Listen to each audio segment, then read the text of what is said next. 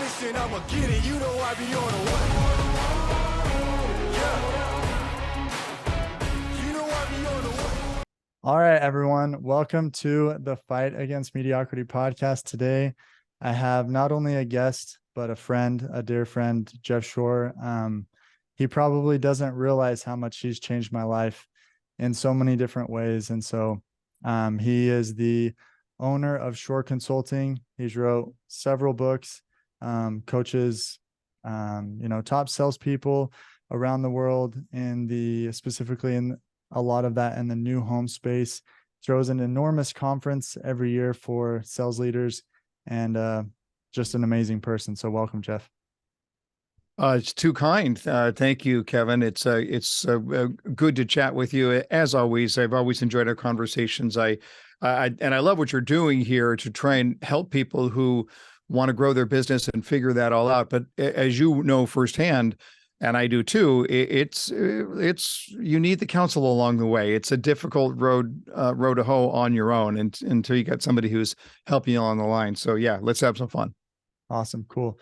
And just so you know, I don't know if I've officially ever told you, but the two things that you did that changed my life completely, and I want everyone to know, is number one, your 4-2 formula. It's an amazing sales book and sales process and philosophy. Before that, up until that point in my sales career, I always felt like my sales process was, I hated it. It felt forced. Nothing felt right. But once you taught me that, everything just went incredibly smooth. And then the other thing that you did that changed my life was teaching me the gap and the gain and victory laps, and my high achieving brain of never being satisfied with what was happening was able to relax for a little bit. So thank you so much. Right. And just to make sure everybody is clear on this, the gap and the gain is a concept from Dan Sullivan at Strategic Coach. So I don't want to claim that to be my own. We certainly are very big on our victory lap. There's no question about that. But yeah. It's an important concept. And as far as the 4-2 formula goes, there it is, right up there. As far as the 4-2 formula goes, listen, for entrepreneurs sometimes get into the entrepreneurial business because they think, I've got an idea, I've got a concept, I've got a product, I've got something I want to get out there. And I think it's important that we understand that none of that matters unless you find somebody who has enough of a need to want to pay you for it. And so if you start with the product, the idea, the service, you're probably going to flounder. But if you start with the need and the pain and the dissatisfaction, that's where you provide the greatest value. And so you don't have to read the book to know that, but I just think that mindset clarity is critical for entrepreneurs. Yeah, for sure. Which leads me into, how did you end up being an entrepreneur? You were a very successful salesperson. Didn't start that way, but how did you end up, growing your business? Yeah, well, for me, I was on the corporate ladder, right? And so, climbing and climbing and climbing, and got to the point where I was in a position where, I had served a lot of years for a big corporate entity. And, I sort of thought maybe that's where the direction where the rest of my career was going to go. And then there was a big acquisition. They bought another company, and there were just too many people, too many executives around. They said, Jeff, we're going to move you to the Albuquerque. And I just moved my family twice, and I wasn't willing to move again. And so that was it. We had a frank conversation. Thanks for playing the game. Here's some lovely parting gifts. Enjoy the rest of your career. And I remember stepping away from that and just like stunned and dazed. And for a week, I was like, well, what was that all about? I mean, I just gave them 11 years of my life, and now who am I? And it was a mistake because it was a mistake to have given that much of my life without really thinking how out of control I really was. I mean, I was letting other people sort of dictate my career path for me. And along the way, I had spent too much time at work. I had sacrificed too much of my family life to do it. And so the reality is that when all that went down, it's the best thing that ever happened to me. But now I had to figure out, well, now what I'm going to do. And I simply started calling people that I had worked with at that company that had gone on to populate other companies, and just asked them, hey, you got any pickup work for me? I'm not sure what I'm going to do or how this is going to go. And it's a testament to the idea of be nice to the people all along the way, because you never know when they're going to want to help you out. And people were so kind and so gracious to give me guidance and to hire me and to pay me. And it didn't take any time at all before it's like, oh man, I need a fax machine and I need business cards and I need to learn QuickBooks and all that stuff that you think you're supposed to. We don't need fax machines anymore, but you know what I mean. I mean, it was just to that point of suddenly I was racing to keep up with my own organization. So I can't say that I sat down and said, I've got this grand master plan and this is what it's going to look like. From me, it evolved. And it took a long time to evolve because I didn't have the clarity of plan in place. And so the curve for Shore Consulting the line of growth went like this until I really figured out, how do I really want to grow? And then it went like this. I mean, it took off. But it took a strategic time to get there. And early on, I cannot say that I was anywhere near as strategic as I needed to be. I was just like, you want to pay me money? I'll take it. That was about as strategic as it went early on in the process. That raises so many amazing questions. I think, touching on what you said, it was my mistake for letting them dictate my life for 11 years. I think that's one of the big reasons why a lot of people step into entrepreneurship, is the alternative is having your life dictated. Would you have jumped into entrepreneurship sooner if you would have realized that? I don't know. It's a question I've often asked myself, Kevin. Would I have had the guts to eventually do this on my own? And I don't know. And even though I had people who were speaking to me saying, you should be on your own, you should do this, it's a scary proposition to walk away from, a very healthy income. And, my office was on the 6th floor on Wilshire Boulevard looking at the Pacific Ocean. I mean, it was just like, and my ego was tied up into the title. There were a lot of things that are working against me. So I don't know. I'm not sure how it would have played out. It worked great, but the way it was, but I'm not sure I could have orchestrated that way. I'm not sure I was gutsy enough to do it. Yeah. What's interesting is I almost think that entrepreneurs have to have that little sense of, I don't know what I'm doing, but I'm just going to give this a shot at the beginning. Like, I don't know what I'm doing, but I'm just going to give it a shot, right? There's a gutsiness to entrepreneurship that a lot of people just simply don't have. So a lot of people, they think, oh, I'd love to do this. I'd love to do that. I'd love to, invent this or write that or run this restaurant or whatever it happens to be.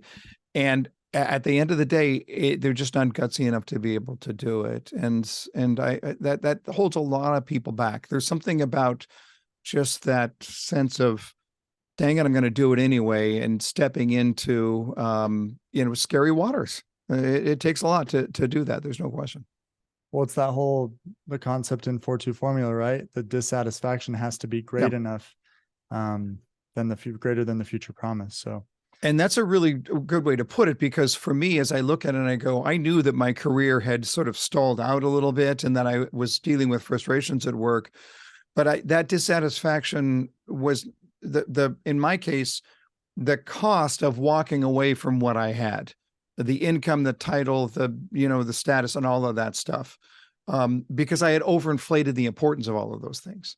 And so I almost had to get kicked out the door in order to sort of figure out how to put that into perspective. I'm not sure that I was capable of putting it into perspective while I was still there, as long as all those things were an option to me. Once they were no longer an option, that's when it forced the introspection to say, all right, well, what are you going to do now? And that's what forced me into entrepreneurship. I wish I could say I sat down with a coach and we mapped it all out and we put together this grand plan. I did that, but not till about 10 years into my entrepreneurial journey. So that's how crazy that was. Wow. I always say, whenever someone says, oh, I might get laid off, or, oh, this person's going to get laid off, I just straight up say that it's probably going to be the best thing that ever happens for them. Yeah. Because I think it does. Fast forwarding. So 10 years, kind of not having a plan, walk us through, so that hopefully an entrepreneur in their first year can cut off 9 years. How did you make that strategic plan that really helped you grow? Well, even there, it got to the point of hitting my ceiling of complexity, a term that I know you're familiar with, right? Where I got to the point where I just said yes all the time. And then I said yes and raised my fee all the time. And so it's not that I wasn't making a good living, but I couldn't scale. right? And the reason I couldn't scale is that the job that I had was limited by resource, and the resource was my time. And my time, as I saw it at that point, was being on the road. I got paid when I was on the road as a consultant, as a speaker, as a trainer. I was paid when I was on the road. Well, there were only so many calendar days in the year, and they were full up. And I was not able to sustain that pace, let alone grow. So it really forced me into saying, this is not working. I mean, I had to get to that level of dissatisfaction. I wish I'd gotten to it sooner, quite frankly. But that's what caused me to look at it and say, okay, well, what might growth look like? And that's when I first started to get familiar with the concept that I was taught by Dan Sullivan, and the idea that Dan Sullivan has a new book coming out, and the title is "It's Easier to Grow 10x Than 2x." And as it was first introduced to me, the question is, if you wanted to grow your business 10%, what would you have to do? And even asking that question gave me a headache, because I'd have to travel 10% more. I'd have to charge 10% more. I'd have to do all of these things that are so limited in resource that how can I do that? But then the question was, well, what if you wanted to grow your business 10 times? And it was easier to think about growing it 10 times because at that point, I have to blow up the model, right? I'd have to blow up the model and start over again. And that's exactly what I did. I blew up the model and started over again. And I said, I've got a wealth of content. I've got a wealth of contacts. What I don't have is enough time. So for me, it was a matter of connecting with other people that did have time. And that's when I brought on Amy O'Connor to say, I've got the content. I just don't have the days to teach it. So you teach it and we'll split the profit along those lines. And it worked, and it worked right away. And then I brought on Wade Mayhew to say, Wade, I've got all of this stuff I'm trying to run my company at. I want to get into this deeper here, Kevin, in just a minute. But I want all the stuff that I'm not very good at, but I'm still having to do because I'm basically a solopreneur, and it's taking me away from my creative time, from the time where I can really add the most value. So I'm going to have you do all that. And then Wade came along and said, well, okay, that's great, but we really need some resources over here and to be able to grow our digital footprint. And so we brought somebody on there, and, oh, Amy's full. Great. Let's bring on another trainer. And then we brought on Ryan, and, we can really grow our product sales over here. And you need a mastermind group. Everybody wants you. So let's start the roundtable. And so that's where everything started to grow, because I got connected with the right, not the how to grow, but the who to grow, right? Who, not how, and was able to expand exponentially at that point by connecting to all those people. So I know I just went off on a little bit of a tangent, but everything converged. Those couple of years there were absolutely instrumental to be able to figure out how to make the company not grow like this, but to grow like this. Yeah. What's interesting is, I don't know if you've heard this phrase. I didn't understand it when I first heard it, but every asset, well, at one point, something that's an asset becomes a liability. Yeah. And every liability could become an asset. And so for you, the asset of, you were so good at being in person, doing what you do, selling your time at such a high price. And then that asset turned into a liability, and then you had to flip it on its head. It's really true. Look, early on, I get it. You're an entrepreneur. Time might be an available asset to you, right? I can pitch over here, and I can travel over here to do this, and I can make a presentation about that over here. If time is your asset, that's great. But at some point, when your time is all accounted for, if you're still doing those things, those same things, then it's problematic, right? Then you're right. Your asset becomes a liability. Yeah, for sure. In terms of, or you're talking to an entrepreneur who's on year one, who's in that kind of stage of getting customers, but most entrepreneurs that I talk to are overwhelmed, doing everything themselves. And you touched on something that I think is easy to hear in our ears, but harder to implement, which is it's not how, it's who. Yeah. What advice would you have for an entrepreneur on bringing in their first who's? It's really, really an important question, because when we think about bringing in our first who's, the first question we have to ask is, what value do they bring that will allow them to pay for themselves at a rate of 2x what you're paying them. So Wow. I'm not even going to consider still to this day bringing somebody on until I can immediately see a connection in revenue to pay for what it is that they are doing. So the first person I ever brought on, I mean, I had a little bit of admin help, but not very much. But the first person I ever brought on was Amy O'Connor, and Amy was out there generating revenue and generating a lot of revenue. And so I could look at that immediately and say, Amy is paying for herself plus, which allows me to grow the business over here. So every single person that I have ever brought on to Shore Consulting to this day, either they are directly bringing in revenue or they're supporting someone such that that person can bring in more revenue.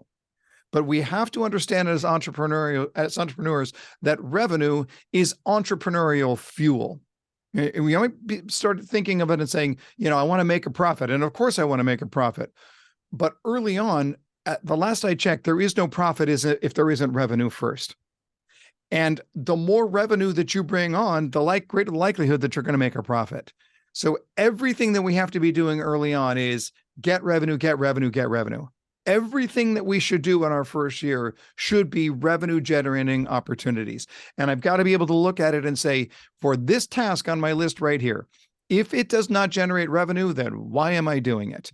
And I want to start outsourcing those things that will free me up to generate more revenue, or I want to outsource revenue opportunities to other people. So that's the idea. So if I look at it and say, I can't, as an entrepreneur, look at it and say, I want to bring somebody else on who's going to cover me for all of these things that I just don't want to do anymore, and then not have that free you up to create revenue. That's just going to be greater cost to the organization.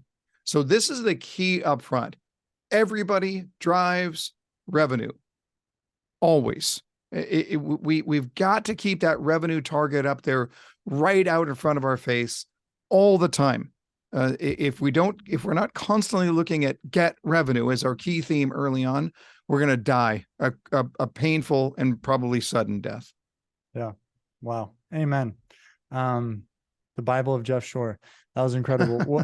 And I consider you top 1%, salespeople, sales trainers, and speakers in the country, if not the world. And so for a new entrepreneur who's struggling to get sales, I know that's a broad stroke, but what advice would you give them, coming from you, who's really, really good at sales? Well, look, thank you, by the way, but I would start here. Just as a life philosophy in general, you are always going to be compensated consistent with the measure of value that you bring to the world. So people who flip burgers at McDonald's, it's a modest value to the world. And so they are paid on a modest level. There's nothing wrong with that, by the way, but they're going to get paid according to the value that they bring. Now, before I go on, I got to tell you, if you talk about a teacher, for example, maybe they're underpaid, but the value that or the compensation that they bring to them, if they want to teach, is going to come in non-monetary ways, right? In just the investment of life. And that's still a very valuable compensation. But you're always going to be compensated relative to the value that you bring to the world. So if we start with that concept, then we ask the question, well, if I want to bring in more revenue, then I have to bring in more value. Now, where that sounds like common sense, except that many entrepreneurs get stuck on the idea that what is valuable to me is not necessarily valuable to the world. Okay. So I'll just give you an example of this. There's a little restaurant, in a strip mall in Rockland, California, about 20 minutes where I live. And there's a sign outside of the restaurant, this little fast food place, that says Lee's Rice and Yogurt. That's what it says. Lee's Rice and Yogurt. The place was open for weeks and died a quick death. The sign is still there, Lee's Rice and Yogurt. What happened? That's an entrepreneur that says, I love rice and I love yogurt, and I'm going to open up a stand. And the rest of the world said, there is no value to me in a rice and yogurt stand. and we're not walking through your door. This is a perfect example of an entrepreneur who mixed up the value equation according to what they were passionate about, but it did not meet a glaring need. Now, contrast that with Shore Consulting, because we are a high revenue, high profit organization. But just with a quick peek behind the curtain, one of the things that we can do is we can go in and work with with the largest home builders in the world. And we can tell them, if we can help you to sell one more home this week than you sold last week, and show you how you can do that every week for the rest of the year, we are going to pay for this program 100 times over. Now, if I can go in and prove that, and if I'm dealing with a builder who is having a hard time selling homes, then guess what I can do? I can directly show that the payoff to what you're going to invest in me, even though it's a high dollar, is going to be so worth it that it's a complete no-brainer for you. And consequently, we charge a lot of money, and we're not embarrassed about it. We recognize that we are on the absolute top end of what it is that we do, because we provide so much more value than anybody else can provide, that it becomes a no-brainer to our clients. Can you get somebody cheaper? Sure. Will you get what we provide? Not even close. So I want to add so much value that I can keep looking for larger and larger checks. Yeah, so much value that they're just like, this is an easy decision. Like, yes, correct. Take my money. I'm just overwhelming you with value. That's exactly the way that entrepreneurs should be thinking about this. Wow. That's, I've heard it explained a lot of times, but how you explained it right now, I think was the best in terms of, yeah, you get compensated to the value that you create. I have a side question to that. What's interesting is you charge a lot of money for what you do. Yeah. Yeah. But, and I've been in a lot of your training programs and a lot of what you do. It was in your roundtable and absolutely phenomenal. But your 4-2 formula book basically outlines the sales process for home builders. It's like, here it is, go do this. And a coaching business standpoint, how do you say, hey, I don't know what you teach on a corporate high level like that, but all that you teach is in your book. Are you teaching different things, or is it just at a different level? Are you getting what I'm trying to ask? Yeah, absolutely. And a couple of thoughts to that. Somebody once gave me the advice, tell them what to do for free and then charge them to show them how to do it. And that's a principle that I have pretty much bought into for my entire career. So at Shore Consulting, we are very much into content marketing, where we are giving away a lot of value. We're giving away a lot of content. And the principle is give, ask. So I want to think in my mind about 4 give points with every ask point, so that I don't tap my audience with asks too much. Most marketing is ask. And what we want to do is give, and then ask. So when we think about that, even with our books, the books will tell you how to do, but the training, how to do something, but the training will show you, the books will tell you what to do. The training is going to show you how to do it. And so that is a much, much more valuable application than what you're going to get in a book. So we proved a long time ago that if they could do it themselves, that we would be out of business, because we already told them what to do. Yeah. They need us to tell them how to do it. Now, along those lines, I would look at it and just challenge all of your listeners to ask the question, well, what can I give away for free? That's of high value. It's not some just gimme giveaway thing. We don't make any money off books.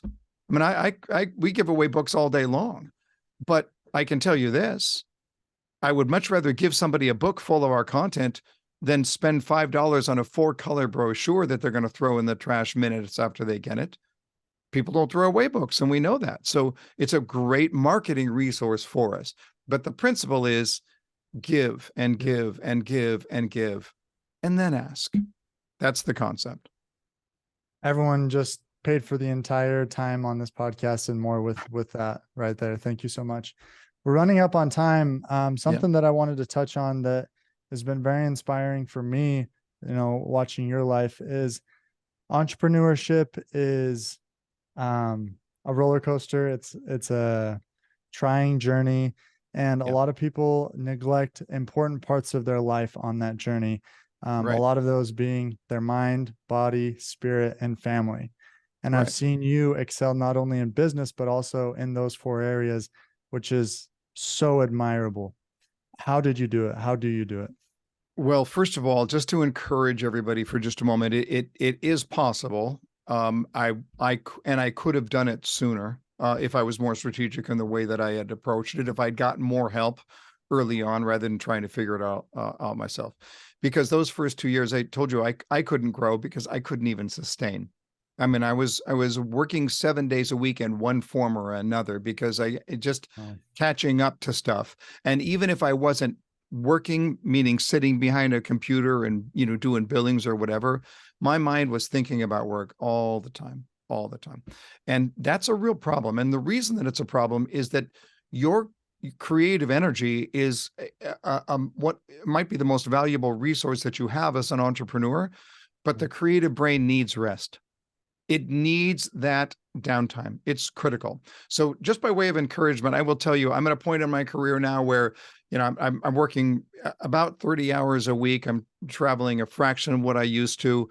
I'm taking a sabbatical next year. When I get back from the sabbatical, I'm considering now maybe going to 3 weeks on, 1 week off, and still taking Fridays off. It's out there. It is possible. And I'm running a very, very successful operation. So just keep long focused on this, but you've got to protect the creative mind. You have to. So high recommend for a book called Deep Work by Cal Newport, one of the best books that I've read in any genre over the last 10 years. And that need for resting the brain is so critical. As an entrepreneur, we're like this, responding to everything at a moment's notice. Don't do it. Don't do it. If you don't rest your creative brain, then you are overtaxing your most important asset. Amazing. Thank you so much, Jeff. And one of the things that I admire so much about you, and I hope everyone listening just realizes how good of a person Jeff is, like just a good person. When I finished my book, I sent you a copy, and you're busy and you're intentional and all that. And you read it within a couple of days, gave me feedback, and left me a review on Amazon. And just that says so much about you as a person. And just thank you so much for all that you've done and all that you've shared here. For those who want to learn more about you, what you do, your books, what's the best way for them to get in contact with you? Yeah, it's all available on jeffshore.com. You can also go to YouTube and type in Jeff Shore Training, sign up for our 5-minute sales trainings. They're geared to new home salespeople, but the principles are easily adapted to anything that you do. But if you're an entrepreneur, you're in sales, you better get used to it. Yep. Amen. So final question. It's my favorite question, but I am biased. What does the fight against mediocrity mean to you? I think that every single person on the planet was given, is just endowed with a God-given set of resources. And at the end of the day, I think we're responsible for making an impact with the resources that we're given, everyone.